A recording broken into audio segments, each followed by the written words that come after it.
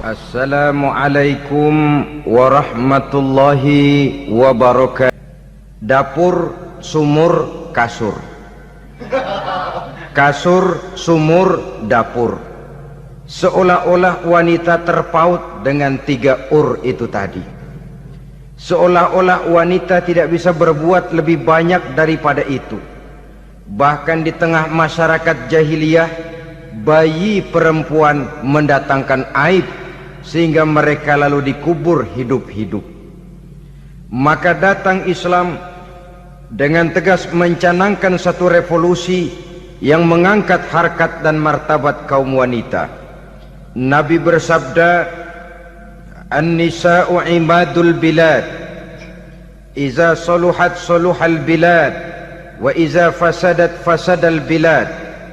Wanita adalah tiang negara. Jikalau baik wanita, baiklah negara.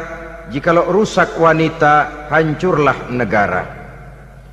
Dalam berbagai ayat Al-Quranul Karim menjelaskan tentang wanita dan peranannya. Al-Quran bercerita tentang Siti Hawa. Al-Quran bercerita tentang anak perempuan Nabi Adam, Iklimah dan Labuda, yang menyebabkan Habil dan Qabil saling berbunuh-bunuhan.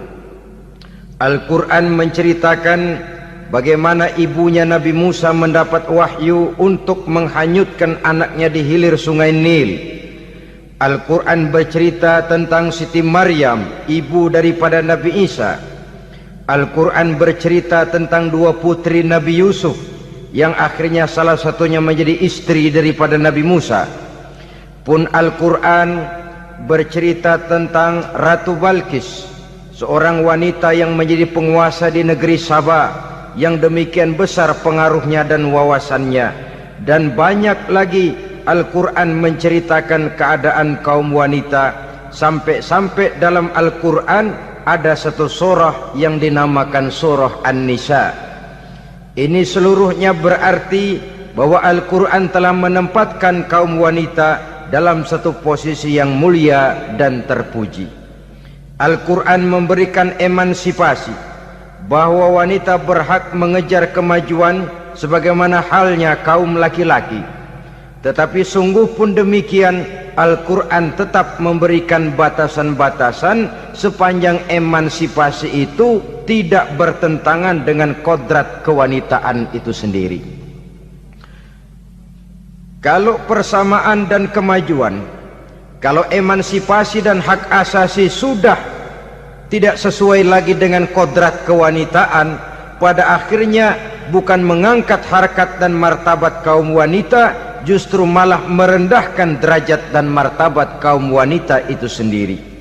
Seperti sebagian besar wanita ini, mereka berteriak menuntut tentang persamaan hak, tapi mereka melupa apa batasan daripada persamaan hak itu sendiri. Sesungguhnya Islam dengan segala konsepsinya yang mengangkat martabat kaum wanita itu, memberikan keleluasaan kepada kaum wanita untuk maju bersama laki-laki sepanjang tidak menginjak-injak kodrat kewanitaan itu sendiri. Kalau sudah sampai kepada menginjak kodrat kewanitaan, maka akan merendahkan martabat kaum wanita. Sebab apa? Secara fisik dan psikis, agaknya memang laki-laki sudah ditakdirkan oleh Allah untuk menjadi pembimbing bagi kaum wanita. Walaupun tidak tertutup kemungkinan wanita tampil sebagai pemimpin, tetapi dari segi fisik biologis misalnya, laki-laki itu diciptakan kekar, kuat untuk memikul dan melaksanakan tugas-tugas yang berat. Sedangkan perempuan pada umumnya adalah lembut, ayu, lemot, denok, geboy, dan lain sebagainya. Maka kalau kita baca sejarah, Allah itu belum pernah mengutus rasul perempuan. Semua rasul laki-laki. Sebab apa? Secara fisik biologis tugas kerasulan lebih dimungkinkan oleh seorang laki-laki. Tugas rasul itu berat. Kadang-kadang perang, dicaci maki, berhadapan dengan ujung tombak, ujung pedang dan lain sebagainya. Makanya seluruh rasul laki-laki, dan Allah belum pernah mengutus rasul perempuan. Dari segi lain, perempuan itu banyak terhalang untuk melaksanakan ajaran agama. Misalnya 1 minggu dalam sebulan perempuan itu terkena cuti khusus, mengalami masa menstruasi, tidak sholat, tidak puasa, tidak melaksanakan ajaran agama yang tidak dibolehkan pada saat menstruasi itu. Kalau ada rasul perempuan, lalu saat malaikat akan menyampaikan wahyu, kebetulan rasulnya sedang wah, itu bisa balik-balik lagi malaikat Jibril ke langit itu. Mau turun nyampein wahyu, balik lagi ke atas, ditegur, kenapa balik lagi Jibril? Rasulnya lagi head.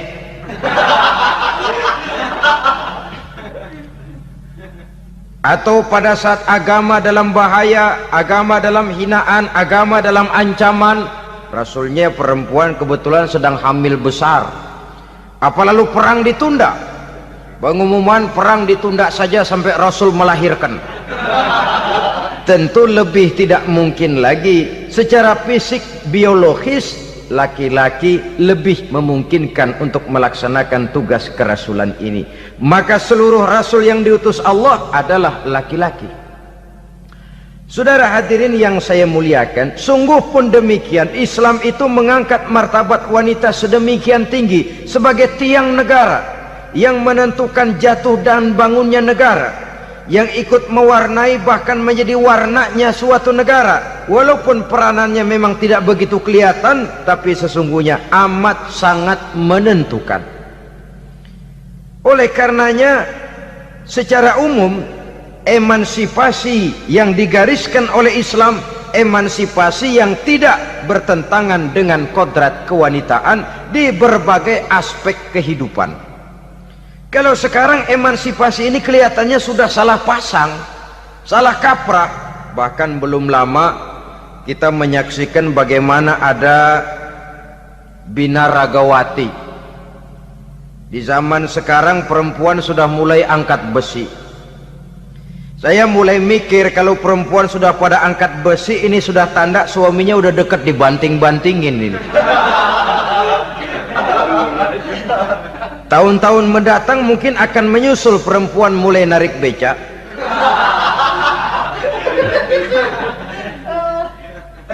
Nampaknya kan sudah tidak lagi mengindahkan kodratnya sebagai wanita. Ada olahraga yang hanya pantas dikerjakan oleh laki-laki. Oleh karena itu pada kesempatan ini kita akan mencoba melihat peranan wanita dari berbagai dimensinya. Yang pertama, peranan wanita sebagai istri. Adalah Rasul memilih istri pertamanya Sayyidatuna Khadijah radhiyallahu anha. Kalau pilihan utama beliau pertama kali nikah dengan Siti Khadijah, jelas itu pilihannya bukan karena kecantikan.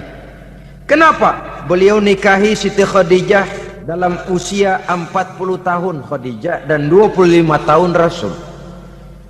Statusnya janda pula. Kalau beliau seorang pemburu kembang, pemburu bunga, kenapa mesti nikah dengan janda berumur 40 tahun? Sedangkan beliau waktu itu masih berumur 25 tahun. Apa sasaran utamanya? Bisa kita lihat nanti. Setelah beliau diangkat menjadi Rasul, ternyata Khadijah lebih daripada